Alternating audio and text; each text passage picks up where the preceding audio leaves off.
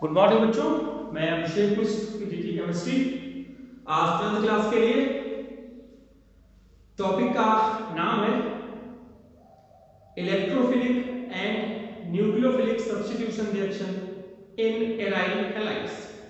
Electrophile कैसे attack करेगा, chlorine, fluorine, bromine, iodine को कैसे रिप्लेस करेगा और न्यूक्लियोफाइल कैसे करेगा, उनकी रिएक्टिविटी क्या होगी, हम इस पर बात करते हैं। आइए देखते हैं। सबसे पहले इलेक्ट्रोफिलिक सब्स्टिट्यूशन रिएक्शन की अगर हम बात करें तो आप समझ सकते हैं ये आपका क्लोरोबेंजीन, आप जानते हैं क्लोरीन की जगह फ्लोरीन, ब्रोमीन, आयोडीन लिखा जा सकता है। रेजोनेंस हमने आपको 11th क्लास में अच्छे से सिखाया था, बहुत सारे बच्चों को पता होगा, और जिनको रेजोनेंस को थोड़ा डाउट है थोड़ा सा इसकी प्रैक्टिस करें। आप देखिए नेगेटिव चार्ज कहां कहां मूव करता है।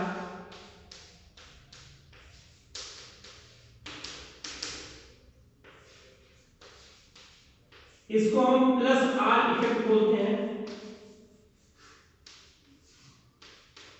जिसमें ये दिखाया जाता है कि जो नेगेटिव चार्ज है वो रिंग के ऊपर ऑर्थो और पैरा पोजीशन पर जाता है। ओवरऑल डिफरेंस आप देखेंगे, डबल बॉन्ड की पोजीशन चेंज हो गई। ये आपका रेजोनेटिव स्ट्रक्चर है, जिनकी समरी अगर हम बात करें, ये आपका बॉन्ड और इस पर negative charge. Because of resonance plus R effect, electron density on benzene ring increases so that electrophile attacks on the ring easily. But what are the positions? यहां पर पता चला ऑर्थो, यहां पर पैरा, यहां पर ऑर्थो, यहां पर नेगेटिव आया, यहां पर नेगेटिव आया, यहां पर नेगेटिव आया। मतलब it is ortho and para directly. कोई भी ग्रुप इस पे अटैक करेगा, या तो ऑर्थो पोजीशन पे जाएगा या तो पैरा पोजीशन पे जाएगा। Because of plus R effect, electron density increases on ortho and para position. इस बात को आपको ध्यान रखना है। और आपको ये भी समझना है, अगर हम रिएक्टिविटी की बात करें, due to minus I effect, ये लेस रिएक्टिव होता है बेंजीन से। बेंजीन से लेस रिएक्टिव होगा। क्यों? क्योंकि माइनस आई इफेक्ट का काम इलेक्ट्रॉन को विड्रॉ करता है। तो जो माइनस आई इफेक्ट है वो रिएक्टिविटी के लिए रिस्पांसिबल है, कि लेस रिएक्टिव है कि ज्यादा रिएक्टिव है। लेकिन अगर रिएक्शन करेगा तो कहां करेगा, ऑर्थो और पैरा पोजीशन पर, ये डिसाइड कौन करता है? Resonance effect. यानी I effect, inductive effect is responsible for reactivity, it is less reactive और मोर रिएक्टिव। और जो आर इफेक्ट है it is responsible for orientation. और अगर एग्जांपल की बात करें इसकी, तो आप ये समझिए, दिस वन इज क्लोरोबेंजीन। हम एग्जांपल लेके चलते हैं। अगर इसका फिर से क्लोरीनेशन कराते हैं, Cl2 in presence of anhydrous Al03, chlorination का हमेशा रिएजेंट यही रहेगा। तो जो दूसरा क्लोरीन अटैक करेगा, एक ऑर्थो पे अटैक करेगा और जो दूसरा अटैक करेगा वो पैरा पे करेगा। पहला वाला प्रोडक्ट हमेशा मेजर होगा क्योंकि डिस्टेंस ज्यादा है, तो स्टेबिलिटी ज्यादा रहेगी। ये आपका माइनर है। नाइट्रेशन की दो कंडीशन है कि डाइल्यूट HNO3 से जब रिएक्शन करते हैं, कंसंट्रेटेड H2SO4 की प्रेजेंस में रिएक्शन होती है, तो यहां पर एक NO2 ऑर्थो पे जाएगा, ऑर्थो पर अटैक करेंगे NO2, और दूसरा NO2 आपका जाएगा पैरा। ये आप समझ रहे हैं।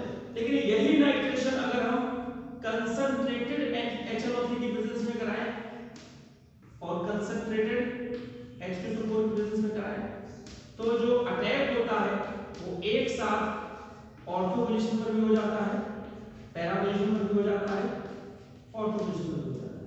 This one is called 1 chloro 2,4,6 trinitro chlorobenzene. जब इसका हम सल्फोनेशन कराते हैं, H2SO4 कंसंट्रेटेड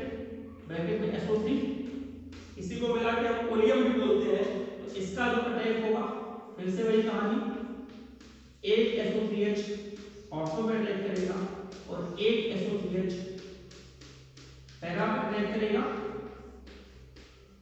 मेजर पैरा वाला होगा। इसको सल्फोनिक एसिड बोलते हैं, 4-क्लोरोसल्फोनिक एसिड बोल सकते हैं, 2-क्लोरोसल्फोनिक एसिड बोल सकते हैं। फ्रीडल क्राफ्ट एल्काइलेशन, देखिएगा फ्रीडल क्राफ्ट एल्काइलेशन, इसमें रिएक्शन होती है CH3Cl से in presence of anhydrous AlCl3। तो यहां पर मिथाइल ग्रुप अटैक करता है, एक मिथाइल ग्रुप अटैक करेगा वो ऑर्थो पे करेगा, और दूसरा जो मिथाइल ग्रुप अटैक करेगा वो पैरा पे करेगा। ये आपको समझना है। This one is the whole electrophilic substitution reaction of chlorobenzene, chlorination, nitration, nitration, sulphonation, Friedel Crafts reaction, alkylation और एसिटाइलेशन में ये रिएक्शन होती है फ्रीडल क्राफ्ट वाली। यहां होता है CH3COCl और एनहाइड्रस AlCl3, ये एनहाइड्रस AlCl3 यहां पे रहता है। यहां पर अटैक जो होगा COCH3 जाता है ऑर्थो पे और दूसरा COCH3 जाएगा पैरा, आ जाएगा पैरा। इसका नाम एसिटोफिनोन है, 2-क्लोरोएसिटोफिनोन और 4-क्लोरोएसिटोफिनोन। आपने देखा ये रिएजेंट कभी चेंज नहीं होंगे, फिनॉल में भी यही रिएजेंट होगा, नाइट्रेशन का, क्लोरीनेशन का, सल्फोनेशन का, फ्रीडल क्राफ्ट रिएक्शन का रिएजेंट चेंज नहीं हो जाएंगे होंगे, बस यहां पर Cl की जगह OH आ जाएगा अल्कोहल में, एल्डिहाइड में CHO आ जाएगा, कार्बोक्सिलिक एसिड में COOH आ जाएगा, रिएजेंट यही सारे हैं। तो ये आप देखिए कि एक बार ये रिएजेंट 5 करते हैं, इससे कम से कम आपको 20-25 रिएक्शन आसानी से आ जाएगी, केवल 1 2 3 4 5 रिएजेंट के आर्गुमेंट्स हैं। CH3COCl की जगह हम CH3CO का होल ट्वाइस को भी लिख सकते हैं। तो this is all about electrophilic substitution reaction in chlorobenzene. अब हम बात करते हैं न्यूक्लियोफिलिक सब्स्टिट्यूशन रिएक्शन की। तो सबसे पहले मैं आपको बता दूं, रेजोनेंस के चक्कर में यहां पार्शियल बॉन्ड कैरेक्टर है, डिफिकल्ट टू ब्रेक है, इसलिए इस पर न्यूक्लियोफाइल अटैक नहीं करेगा। There are 2-3 reasons why aryl halides, vinyl halide does not undergo nucleophilic substitution reaction या फिर लेस रिएक्टिव। यहां पर रेजोनेंस है, पहला रीजन देखिए, because of resonance there is partial double bond character which is difficult to break, that is why less reactive towards nucleophilic substitution reaction. दूसरा, because of resonance यहां पर रिंग के ऊपर इलेक्ट्रॉन डेंसिटी बढ़ जाती है, इलेक्ट्रॉन डेंसिटी बढ़ जाती है, इसलिए ये न्यूक्लियोफाइल यहां पे अटैक नहीं करता। ये समझना है आपको, इलेक्ट्रोफाइल तो करेगा लेकिन न्यूक्लियोफाइल अटैक नहीं करेगा, नेगेटिव का नेगेटिव से रिपल्सन होगा। But under drastic condition, what are the condition? Under drastic condition ये जो क्लोरीन यहां का बॉन्ड टूट जाता है और यहां पर OH आ जाता है, अगर यहां पर जो रिएक्शन हो NaOH से हो, 623 केल्विन पर हो, 200 से 380 हो, basmati hydroxy, this is the condition when chlorobenzene changes into phenol. The process is called Dawes process, लेकिन ये आपके एनसीईआरटी में नाम नहीं है, इसलिए आप परेशान मत होइएगा, बाय नेम नहीं पूछेगा। हाँ, क्लोरोबेंजीन से फिनॉल कैसे बनाएंगे ये पूछ सकता है। फिनॉल की प्रिपरेशन में ये रिएक्शन अगले लेसन में फिर से आएगी, इसका भी आप ध्यान रखिए। जब यहाँ पर नाइट्रो ग्रुप आ जाता है, समझिएगा, अगर यहाँ नाइट्रो ग्रुप आ गया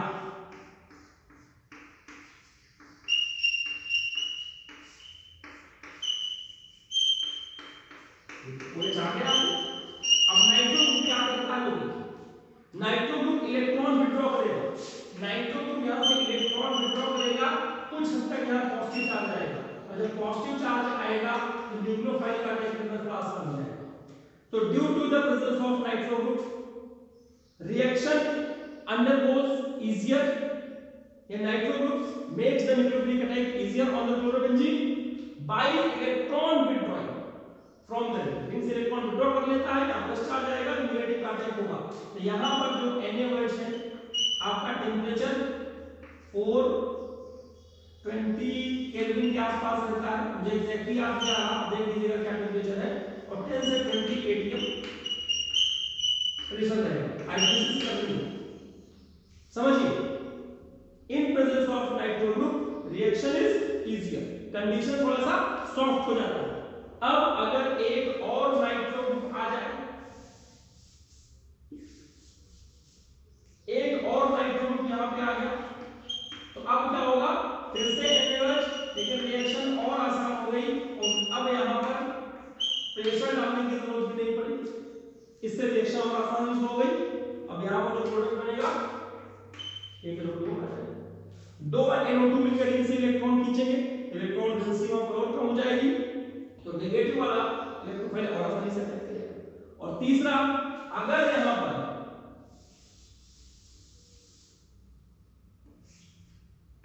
3NO2 प्रेजेंट हो, तो इन्होंने कहा कि पानी डाल के गर्म कर दीजिए तो आसानी से रिएक्शन हो जाएगी। Presence of 3 nitro groups on ortho and para position makes the reaction more easier. Chlorobenzene changes into the phenol having 3 nitro group only in presence of water and heat. अब ऑर्थो और para position पर लगा था तो condition आसान हो गई। अब लेकिन अगर ये मेटा पोजीशन पर लगा हो, मेटा पोजीशन पर लगा हो, तो रिएक्शन की कंडीशन में कोई डिस्काउंट नहीं मिलता, सब कुछ वही लिखा जाता है 623 केल्विन, 100 से 200 atm, नो डिस्काउंट। व्हाई? क्योंकि जब हम रेजोनेंस बनाते हैं, आप देख लीजिए यहां पर, कुछ देर पहले मैंने रेजोनेंस बनाया था इसका, तो नेगेटिव ऑर्थो पे आता है, नेगेटिव और पैरा पे आता है, नेगेटिव ऑर्थो पे आता है। तो नेगेटिव ऑर्थो पे है, यहां NO2 लगेगा तो इलेक्ट्रॉन विड्रॉ कर लेगा, लेकिन जब यहां नेगेटिव आया ही नहीं, NO2 लगाएंगे तो ये विड्रॉ कैसे करेगा? सिंपल एग्जांपल, अगर मेरे इस जेब में 100 रुपए हैं, लेफ्ट वाले पॉकेट में 100 रुपीस हैं, तो मैं राइट हैंड पॉकेट में हाथ डाल के 100 रुपीस नहीं निकाल सकता, बिकॉज वहां पैसा ही नहीं। तो जब मेटा पोजीशन पर रेजोनेंस में चार्ज आया ही नहीं, तो ये नाइट्रो ग्रुप किसे विड्रॉ करेगा? That is why presence of nitro group on meta position does not make reaction easy, because chlorobenzene या aryl halides is ortho and parallel. इस बात को आप समझिएगा, मेटा में रहेगा तो कोई फायदा नहीं होगा। केमिस्ट्री की लैंग्वेज में ये कहा जाता है कि presence of NO2 group on ortho and para position stabilizes the intermediates, but in case of meta position there is no stabilization. That is why इसका रेजोनेंस नाइट्रो का ऑर्थो पे लगे होने के साथ है, पैरा वाले के साथ है, और मेटा वाले के भी साथ है। आप देखेंगे कि ऑर्थो और पैरा वाले केस में इंटरमीडिएट्स पड़ जाते हैं। More the number of resonating structure, more is the stability. और इसके केस में ऐसा कोई number of intermediates resonating structure नहीं बढ़ते, इसलिए उतना स्टेबल इसका इंटरमीडिएट नहीं होता। दैट इज व्हाई अगर इसलिए था पूरा nucleophilic substitution reaction aryl halides. फिर से रीजन लेस रिएक्टिव है क्योंकि पार्शियल डबल बॉन्ड कैरेक्टर है, डिफिकल्ट टू ब्रेक है। लेस रिएक्टिव है क्योंकि रेजोनेंस के चक्कर रिंग पे इलेक्ट्रॉन जाते हैं, इलेक्ट्रॉन डेंसिटी बढ़ती है तो न्यूक्लियोफाइल अटैक नहीं करेगा। और लेस रिएक्टिव है क्योंकि अगर क्लोरोबेंजीन या एराइल हैलाइड से ये Cl निकल गया तो ये बनेगा फिनाइल कार्बोकैटायन जो कि हाईली अनस्टेबल। इसका मतलब फिर से यही है कि बॉन्ड टूटेगा ही नहीं, बॉन्ड नहीं टूटेगा। क्लियर था? हमारा सारा कंप्लीट चैप्टर आपका हो गया। और अब कन्वर्जन वाली बात रह गई, हम उसके लिए आपसे बात करेंगे आराम से। आपसे रिक्वेस्ट ये है कि आप जितने भी क्वेश्चन सॉल्व कर सकते हैं करिए। SN1SN2 रिएक्शन ज्यादा इंपॉर्टेंट है। रीजनिंग पढ़ लीजिए, इसमें से 7-8 कंप्लीट द रिएक्शन करने की प्रैक्टिस कर लीजिए। 2-4 नाम रिएक्शन से देख लीजिए, आपको लगेगा कि ये रिएक्शंस आपकी, ये लेसन आपका कंप्लीट हो गया। SN1SN2 रिएक्शन जरूर पढ़िए। फिर से लास्ट में यही कहूंगा, तो कोरोना से अपने आप को सुरक्षित रखते हुए एग्जाम की तैयारी कीजिए। परसों से आपके एग्जाम है, यानी 5 अक्टूबर से, और मैं चाहूंगा कि हमारे सारे बच्चे एग्जाम में पार्टिसिपेट करें। हमारी स्ट्रेंथ 43 की है तो 43 सब प्रेजेंट रहे, कोई भी एब्सेंट न रहे। और इसी शुभकामना के साथ सबको आने वाले एग्जाम के लिए बेस्ट ऑफ लक। सब लोग अच्छा करिए, घर पे रहिए, स्वस्थ रहिए और जितना हो सके अपने आप को इम्प्रूव करिए। Thank you.